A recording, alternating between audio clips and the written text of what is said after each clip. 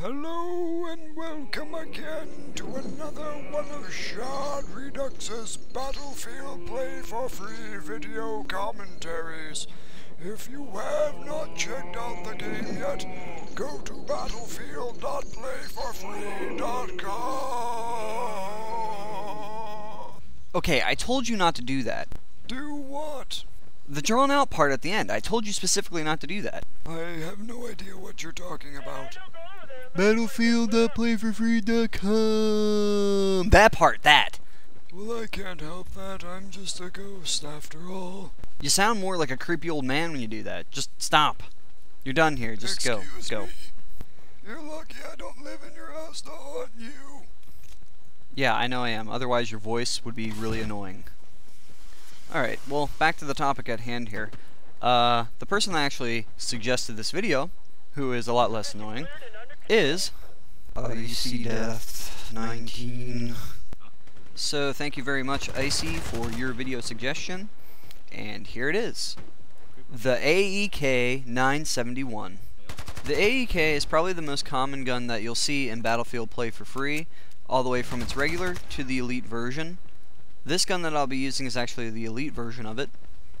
The total amount of bullets that you get with the AEK is 140, and that's 35 per magazine. However, reload time and running out of bullets is not going to be much of an issue with this gun, because you are an assault class and you do have your trusty ammo pack. So, yay. The AEK does have a moderate rate of fire for an assault rifle, and the Elite's version of the AEK has the highest damage equivalent to the Scar-L. As if those aren't reasons enough for the AEK to be the most common gun used to date in Battlefield Play4Free, it also aims down sight relatively quickly, and it maintains accurate shots from close to medium ranges. Also, for long ranges, if you take accurate pop shots at your enemies at a long distance, you should be able to take them out quite effectively. Of course, the reason why you would have to make pop shots at those longer distances is due to the recoil kicking up quite a bit in order for you to not maintain accurate shots by laying down on the trigger. However, you don't see that being a problem from medium to close range, making the AEK good for almost all types of combat scenarios. Also, the hip-fire accuracy with the AEK works well from medium to long ranges also, and from long distances you can maintain the pop shot status without having to zoom in. But I would still recommend zooming in whenever possible with this gun. Also, ambushing enemies around corners and doing jump fire shots is really good with this weapon too, especially if you're aiming down sight. So you can get away with killing your enemies with a few lucky shots doing that as well with this gun. The total amount of bullets that it takes to kill an enemy up close is 4 bullets approximately, or 2 to the head. From medium ranges, it'll take about 5 to 6, as well as still 2 bullets to kill somebody via headshot. And at long ranges, it takes 6 bullets, and may take up to 3 bullets to kill somebody via headshot. A lot of good things can definitely come from this assault rifle. However, there's only one thing that I personally don't like about it, and that thing is the iron sight. Looking down the iron sight can sometimes get on my nerves when I'm trying to aim at a certain enemy, because the sight is so thin, sometimes you can't make it out to where you're actually aiming, whether it's headshot or, you know, if you're aiming too far above the enemy or anything like that. Especially if the enemy is on the RU side, because they have the darker uniforms if they don't have their character models loaded up yet.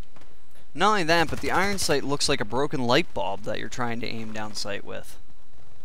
But that's something I'm willing to overlook and get over, mainly because of the well-roundedness of this assault rifle in other areas.